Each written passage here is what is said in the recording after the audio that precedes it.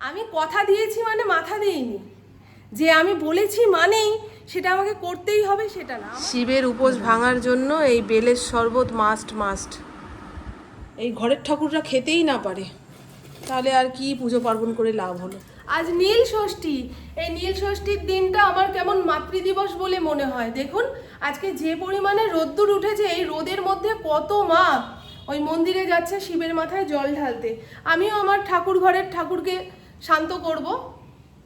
আর প্রত্যেকটা সন্তানের জন্য ভগবানের কাছে একটাই কামনা, তারা যেন দুধে ভাতে থাকে। আর আমরা মেয়েরা তো ওই জন্মের সময় একটা মাতৃত্ব নিয়েই জন্মাই। ছোটবেলায় যে পুতুল নিয়ে খেলি সেই পুতুলের মা হয়ে যাই, তারপরে বাড়িতে কোনো পোষ্য আসলে সেই পোষ্যর মা হয়ে যাই, তারপরে যেটাকে পেটে থেকে জন্ম দিই সেটার মা, কিংবা মন থেকে জন্ম দিই সেটার মা হয়ে যায়। মাতৃত্ব আমাদের ভেতরেই রয়েছে। সে যাই হোক, আমি আমার ঘরের ঠাকুরকে আর বেশিক্ষণ অপেক্ষা করাবো না। ইন্দ্র আজকে পুজো দিয়ে যেতে পারেনি, তাকে দই চিরা কলা মেখে ঝুঁকে দিয়েছিলাম, পুরোপুরি খেতেও পারলো না। সে ফড়িং কি লাফাচ্ছে, ওই দই চিরাই ও খাবে, এমনি টাইমে মেখে দিলে কিন্তু খায় না। সে যাই হোক, আজকে কাছাকাছি কাজ আছে, দুপুরবেলায় চলে আসবে। আমি এই যে এদের জন্য খাবারের ব্যবস্থা করে রেখে যাচ্ছি না, মানে অর্ধেকটা করেছি। যদি ঠাকুর ঘর থেকে নামতে দেরি হয় তো পুপু বলেছে করে নেবে, আর যদি তাড়াতাড়ি পুজো দিয়ে নিচের ঘরে আসি তো আমিই করে নিতে পারবো। এখানে ডাল প্রেসার কুকারে সিটি দিয়ে রেখে দিয়েছি। আর আজকে সকালবেলায় 3খানা কাঁচা আম, 1খানা কাঁচা টাকা ওই মা গঙ্গাকে নিবেদন করে এসছে ইন্দ্র। সকালবেলা হাঁটতে গেছিল। আগে তো হস্তিনাপুরের বাড়িতে যখন ছিলাম তখন সব জায়েরা মিলে এই নীল ষষ্ঠীর দিন গঙ্গা স্নান করে এসে নীলের মাথায় জল ঢালতাম, নীলের ঘরে বাতি দিতাম। এখন তো আর যাওয়া হয় না, গঙ্গা স্নান হয়ই না। কি করব, ইন্দ্রকে দিয়েই পাঠিয়েছি। তো দেখিয়ে দিই আজকে কি রান্না বান্নার জোগাড় করলাম। আগে জ্যান্ত ঠাকুরদের খাওয়ার ব্যবস্থা করে রাখতে হবে, নাহলে যুদ্ধ লাগবে, বুঝেছেন। এখানে ঢ্যাঁড়স আলু কেটে রেখে দিয়েছি, ভাজা হবে।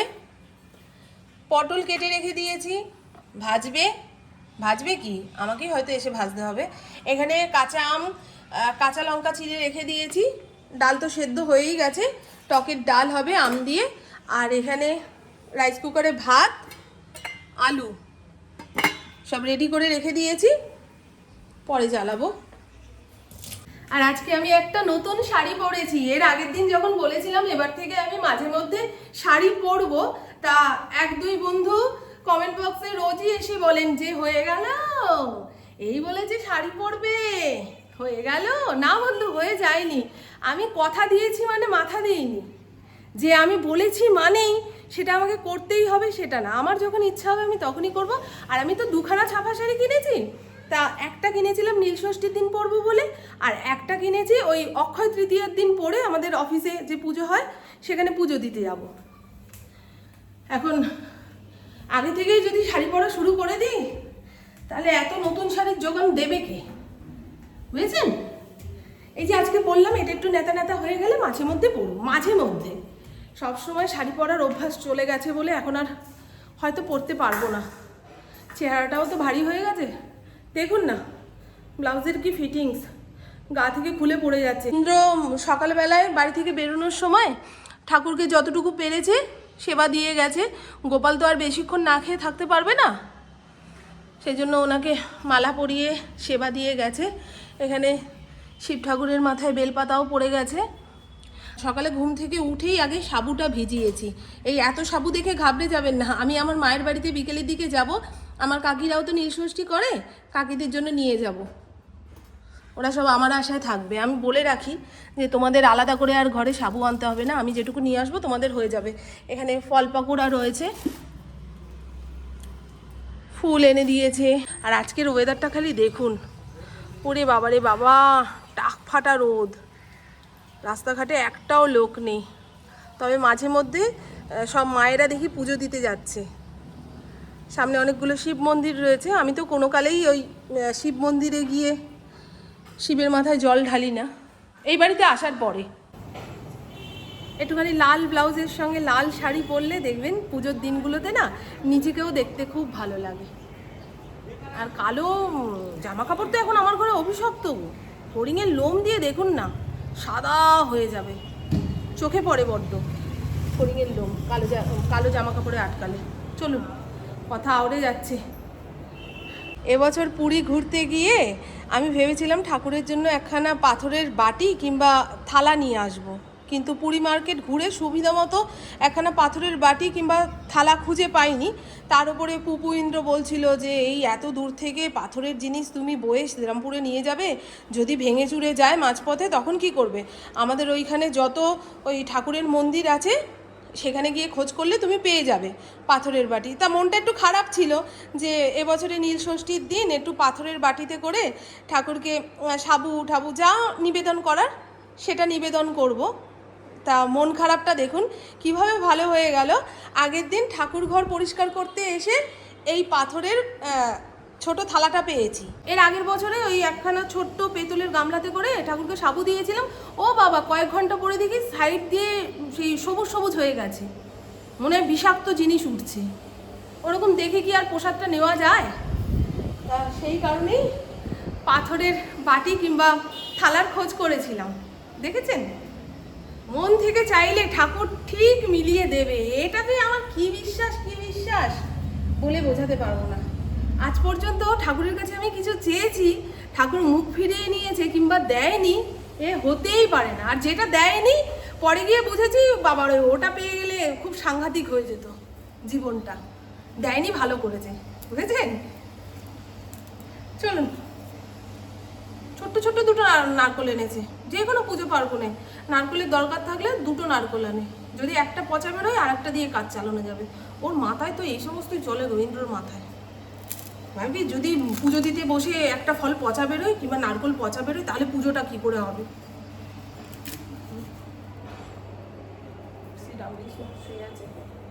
হয়ে গেল, ঠাকুরের 5 ফল রেডি করে নিয়েছি। এখানে ঠাকুরকে যে প্রসাদ নিবেদন করব সেটাও রেডি করে নিয়েছি। এখন পঞ্চামৃত বানাবো, আর ফুল মালা সব ঝুড়ির মধ্যে রেডি করে নিলে ঠাকুর পুজোতে যখন বসবো না তখন আর এটা নেই কেন, ওটা পাচ্ছি না কেন, এরকম হবে না। একার হাতে পুজো করলে সব কিছু জোগাড়যন্ত্র করে নিয়ে তারপরে বসতে হয়, নাহলে হুলুস তুলুস লাগে। বাবা, ধুতরা ফুলগুলো টাটকা আছে গো।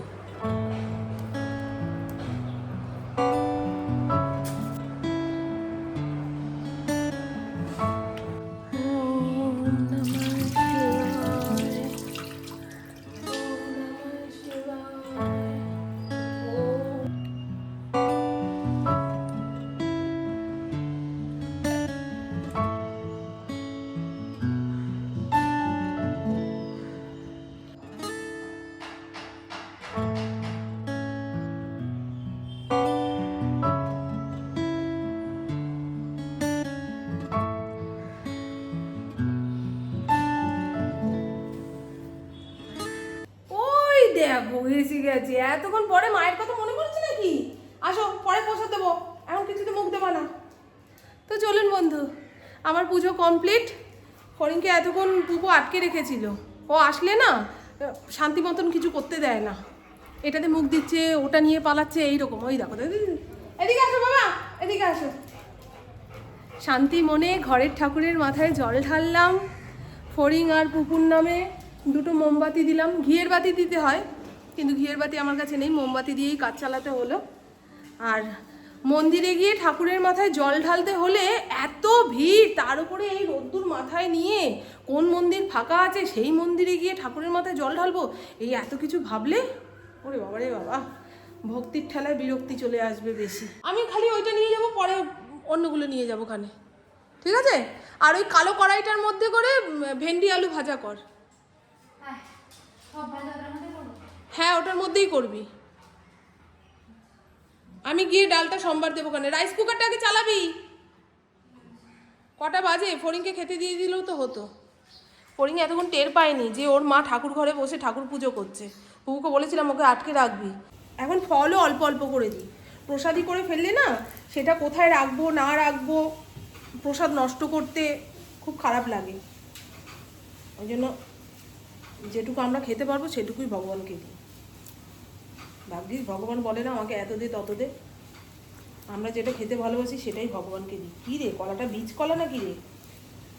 কপাল রে। মেখে নিয়ে একটু খাই, তারপর ওদের একটু দেবো। ডাবটা কাত হয়ে গেছে। এই সকাল থেকে একটু জলও খাইনি, গলা শুকিয়ে আসছে। এই পোড়া গরমে উপোস করলে একটাই কষ্ট, জল তেষ্টা পায়। দে তো মা একটুখানি ঠান্ডা জল দে আমাকে। জল তেষ্টায় ছাতি বুক ফেটে যাচ্ছে, নাহলে তো না খেয়ে অনেকক্ষণ থাকা যায়। আর যা ফল সাবু রইল সব নিয়ে বিকেলবেলায় মায়ের বাড়িতে যাব। আমার মা তো উপোস করবে না মনে হয়, জানি না, বাবা আগ বাড়িয়ে কোনো কথা বলবো না। মা তো গলায় মালা নিয়ে নিয়েছে, মানে শিক্ষা হয়ে গেছে মায়ের। ঠিক আছে, মায়ের শিক্ষা হয়ে গেছে। তা মা ওই গোবিন্দর প্রসাদ ছাড়া আর কোনো ঠাকুরের প্রসাদ খাবে না। মা কালী, শিব, কোনো দেবতার প্রসাদ ওনাদের খাওয়ার নিয়ম নেই। তা সব কিছু তো আলাদাই রেখেছি। মায়ের বাড়িতে নিয়ে যাব, মা যদি চায় ওখান থেকে একটু গোবিন্দকে সেবা দিয়ে তারপরে উনি খাবে তো খেতে পারবে। আর আমার কাকিরা তো আমার অপেক্ষাতেই থাকবে, প্রতি বছর নিয়ে যাই ওদের জন্য, সেরকমই নিয়ে যাব। আজকে তাপের জিনিস খাওয়া যাবে না, শুধু সাবু খেয়ে থাকো। অন্যান্য পুজোর উপোসে কি হয়, উপোস ভেঙে অনেকে ময়দা মানে লুচি পরোটা এগুলো খেতে পারে, কিন্তু শিব পুজোতে তাপের জিনিস খাওয়া যাবে না। ওই যারা সন্ন্যাস নিয়েছিল বাবা তারকনাথের পায়ে সেবালাকে মহাদেব, আগে আসতো খুব জানেন এই সন্ন্যাসীরা, এখন আর আসে না, সবার গেটালা বাড়ি হয়ে গেছে, গেট খুলতে চায় না। তার উপরে এই যে এই পোষ্যগুলোকে রেখে দিয়েছে গেটের সামনে, ঘ্যাও ঘ্যাও ঘ্যাও ঘ্যাও। কোন সন্ন্যাসী আসবে গো? ওই গ্রামের দিকে মনে হয় আছে, আমাদের শহরের দিকে আর নেই। তবে কিছুদিন আগে একজনের ওই ডাক শুনেছিলাম, নিচে নামতে নামতেই চলে গেল। আজকে তাদের সন্ন্যাস শেষ হবে, পুরো একটা মাস মহাদেবকে উৎসর্গ করে। সারাদিন জানিস বাবাই, ওই গেরুয়া বসন পড়বে, সারাদিন এদিক ওদিক থেকে ভিক্ষা করে যেটুকু পাবে রাতে সেইটুকু ফুটিয়ে খাবে, আবার পরের দিন ভিক্ষা করতে বেরোবে। এইভাবে একটা মাস তারা ভগবানকে দিয়ে দেয়। ঠিক আছে বন্ধু, চলুন। আপনাদের নীল ষষ্ঠীর উপোস কেমন কাটলো না কাটলো? অনেকে তো সন্ধেবেলায় নীলের ঘরে বাতি দেবে বলে সন্ধেবেলায় যায় ঠাকুরের মাথায় জল ঢালতে, কিন্তু আমার ঠাকুরকে তো ওই সন্ধে পর্যন্ত না খাইয়ে রাখতে পারবো না। ফুলটাও ছাড়লে না, ফুলটাও নিয়ে গেলে। কালকে পুজোর জন্য ফুল রেখে বাকিটা নিয়ে যাচ্ছি। এত ফুল কোথায় দেবে, কোন ঠাকুরের মাথায় কোন ঠাকুরের পায়ে দেবা? আছে 2 প্যাকেট ফুল এনেছিলাম, 1 প্যাকেট রেখেছি আর 1 প্যাকেট নিয়ে যাচ্ছি। গরমে পচে উঠবে, পচে যাওয়ার আগে ওই কোনো ঠাকুরের পায়ে যাবে, এটাই আমার। এমন করে না, বাড়িতে শাশুড়ি ননদ নেই তো কি হয়েছে, এই যে বাপের বাড়িতে ব্যাগে করে কি যাচ্ছে না যাচ্ছে সব ঠাউর করে নিল, সব পরিষ্কার যা আছে না আছে। হ্যাঁ হ্যাঁ, ওই জন্যই আলাদা করেই এনেছি, আমি বুঝতেই পেরেছি। যদি সকালবেলায় নিয়ে যায় ওই মন্দিরে পারবো? হ্যাঁ হ্যাঁ হ্যাঁ ঠিক আছে, আমি বাতিটা দিয়ে আসি। আমার মা আর্জেন্ট, বস মা। আচ্ছা ঠিক আছে, নাও না নাও। তোমার এইমাত্র ইয়ে হলো? আমি এইদিকে এক পাট কাটা হয়েছে বাবা, এই চরণামৃত গাঁজা পাতা মাজা পাতা দিয়ে চরণামৃত আমি গোবিন্দরে ইয়ে দিয়ে নেশা হয়ে যাবে। দেখো না, গাঁজা পাতাতে বোতল পাখা চালাও, পাকা চালাই আমি, দাঁড়া। সব চাপা চুপা দাও। আমার মা ব্লাউজ কাটতে বসেছিল, গাঁজা কিনে এনেছিলাম তো কালকা। আই কামনা করি ওদের ভালো রেখো গো। এই ছাদে একখানা মাদুর বিছিয়ে মশারি টানিয়ে যদি শুয়ে পড়ে না, মায়ের কোনো কষ্টই হবে না। কিন্তু ভয় লাগে, সামনে এই ভূসুন্ডির মাঠটা রয়েছে, স্কুল, ওই জন্য মা ভয় পায়। হ্যাঁ, খুব সুন্দর হাওয়া দিচ্ছে। শিবের উপোস ভাঙার জন্য এই বেলের শরবত মাস্ট মাস্ট। কিন্তু এই শরবত বানিয়ে খাবে কে? কেউ বানিয়ে দিলে ভালো লাগে। বেদনার জল ঢালা হয়ে গেছে, নীলের ঘরে বাতি দেওয়া হয়ে গেছে, মা ডাকলো আসো মাধবী বেলের শরবত খেয়ে যাও। এইটুকু ভাণ্ড গামলা দিতে বললো যে আমার মা, হয়ে যাবে। হ্যাঁ সবাই আসো। ও হয়ে গেল বাবারে, কখন গেলি কখন নিলি রে? সাবু মাখা এ নাও মা। এই স্টিলেরটা ছোট কাকির আর লালটা অর্পিতার। এ নাও ছোট কাকি। আমি আর খাবো না ছোট কাকি, সেই দুপুর থেকেই খাচ্ছি সাবু। আমিও তো দাও একটু নেই। সাবু মাখা বেশি খাওয়া যায় না গো উপোসের পেটে, তাই না? এমনি টাইমে কেউ দিলে মনে হয় কি অমৃত হয়। দাও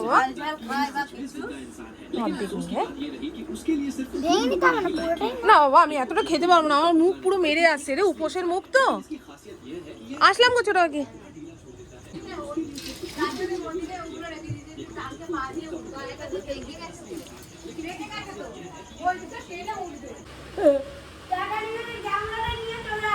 নৌকা হয়ে গেছিল গো, তুমি নাকি হাঁটতে পারো না, চলতে পারো না, তাও তো টুকটুক করে ঘুরে বেড়াচ্ছ। বেনিমাধব সিলের পঞ্জিকা নিয়ে হেঁটে আসছে। এটা কি নতুন এবছরের নাকি না পুরানো? সূর্য দেবতাও চলে এসছে। আমার বাপের বাড়ির কাজকর্ম শেষ, গল্প গুজব শেষ। এবারে বাড়ি গিয়ে আজকের রান্না কালকের রান্না করতে হবে। বললাম কালকে শীতল ষষ্ঠী পালন করব। আজকে রেডি বেড়ে রাখলে কালকে ভাবো। হ্যাঁ বাবা টাটা টাটা। হ্যাঁ পয়লা বৈশাখে গেঞ্জি কিনেছি বাবা, ভুলে গেছি আনতে রে। কালকে দেখি হাঁটতে হাঁটতে আসবো, একসাথে দিয়ে যাবো ওখানে। এখন আমি ধোকার ডান্না রান্না করব। ঘরে 1 প্যাকেট এই ধোকা মিক্স পাউডার ছিল, সেটাকে গরম জলে ভিজিয়ে তেলের মধ্যে ভেজে নিয়ে এরকম জমতে দিয়েছি। এখন কেটে কুটে ভেজে রান্না করি। সয়াবিন ছিল না, নাহলে সয়াবিনের তরকারি করতাম। ওই দুপুরের দিকে ডাল আলু সেদ্ধ ভাজাভুজি দিয়ে খেয়েছে, আবার সেই একই পদ দিয়ে ওরা খেতে পারলেও আমার আর দিতে ইচ্ছা করছে না, বুঝেছেন? সেই জন্য ভাবলাম ঘরে যখন একটা ধোকা পাউডার রয়েছে একটু কষ্ট করে করে দিই, ওদের খেতে ভালো লাগবে। এখানে ধোকাটাকে কাটছি, আর ধোকার ডালনার মধ্যে একটু আলু দেব। আলুও কেটে নিয়েছি, একটু বড় বড় করেই কাটলাম ধোকাগুলো। সুন্দর করে রান্না করতে পারলে না এক দারুণ নিরামিষ পদ, তাই না? এই দেখুন 1 হাঁড়ি ভাত বানিয়ে রেখেছি। আজকে যতটুকু খাওয়ার খাবো, বাদ বাকি ভাতটা ঠান্ডা হলে জল ঢেলে রেখে দেবো। আর আলু ঠালু কিচ্ছু ভাজিনি পান্তা ভাতে খাওয়ার সঙ্গে। অন্যান্য বছর শীতল পান্তা যখন বানাই, আগের দিন ভাত বানানোর সঙ্গে সঙ্গে ওই বড়া ভাজা, আলু ভাজা, যেটা পান্তা ভাতের সঙ্গে খেতে লাগবে সেগুলো বানিয়ে রেখে দিই। কিন্তু পুপু বলছে একেই পান্তা ভাত খাবো কালকে, তার ওপরে আজকের ভেজে রাখা আলু দিয়ে কালকে খাওয়া যাবে না, ওই ভাজাভুজি কালকে করো। পুপু ইন্দ্রও বললো ছেড়ে দাও মামুন, ওই নিয়ম করে ভাতটা বানিয়ে জল ঢেলে রেখে দাও, কালকে আলু ভেজে বড়া ভেজে ভাতটা খাবো। আমি ঠিক আছে। ঠাকুরের নাম নিয়ে কোনো কিছু করলাম, সেটা যদি এই ঘরের ঠাকুররা খেতেই না পারে, তাহলে আর কি পুজো পার্বণ করে লাভ হলো? ও ঠিক আছে, চলুন। হ্যাঁ এই যে দিয়ে দিলাম, বেশি করেই তরকারিটা বানিয়ে রাখলাম, কালকে ভাতের সঙ্গে খেতে পারবো। এরপরে আমার কাজকর্ম বলতে ওই যে গা হাত পা ধুয়ে ওপরের ঘরে গিয়ে বডি ফেলা। কি সুন্দর হাওয়া দিচ্ছে জানেন, মনে হয় কোথাও বৃষ্টি হয়ে গেল। আর না হলে মাঝরাতে বৃষ্টি হবে আমাদের এখানে, হলে তো ভালোই হয় গো। কিন্তু খবরে বলছে শুক্রবারের আগে বৃষ্টি হওয়ার সম্ভাবনা নেই। এই কদিন তাপাবে পোড়াবে, কি হবে বলুন তো? এই 7 দিনের গরমেই তো মানুষ কাহিল হয়ে যাবে। আমার ফড়িং বলছে ধর তুমি কি কথা বলছো, ঘরে চলছে এসি, আমাকে ঘরে একটু ঢুকিয়ে দাও। ফড়িং এর কষ্ট হচ্ছে, তাই বুবুকে বললাম এসিটা চালিয়ে রাখ, আমিও আসছি। তো চলুন বন্ধু, আমার বকবক আজকের মতন এইটুকুই। আপনারা সবাই খুব খুব খুব ভালো থাকবেন, নিজের শরীরে খেয়াল রাখবেন, সুস্থ থাকবেন, আর অল টাইম স্মাইল করতে হবে। টাটা, খুব ভালো থাকবেন। আজকের দিনে সবই ভালো ভালো ভালো হলো, তবে মায়ের জন্য পয়লা বৈশাখের যে 2টো নাইটি কিনেছি আর সূর্যের জন্য গেঞ্জি কিনেছি, সেটা আজকে ওদের হাতে দিয়ে আসতে পারলে খুব ভালো হতো। আবার কালকে যেতে হবে। আমার না এই এত দূরের পথ হেঁটে হেঁটে যেতে ইচ্ছা করে না। আমার বাপের বাড়ির দিকে যেতে ইচ্ছা করে না। আমার আবার এই স্টেশন মার্কেটের দিকে অনেক লোক থাকে, লাইট, দোকানপাট, এই দিকে যেতে ইচ্ছা করে। আমার বাপের বাড়িতে গেলে ওই বাড়ির সামনে থেকে টোটো পাওয়া যাবে না, আর অনেকটাই দূর আমার বাড়ি থেকে ভাই। দেখি ইন্দ্র যদি দয়া করে কালকে সন্ধেবেলায় আমাকে একটুখানি নিয়ে যায় তো দিয়ে আসবো, আর না হলে ইন্দ্রকে বলবো একটু দিয়ে আসবো। ইন্দ্র যাবে না, এখন কাজকর্মের খুব চাপ, কোনো কথা বললেই রেগে যাচ্ছে। এখন তো ওই বাজারপাটও আমি ভ্যান থেকে নিয়ে আসছি সবজিগুলো।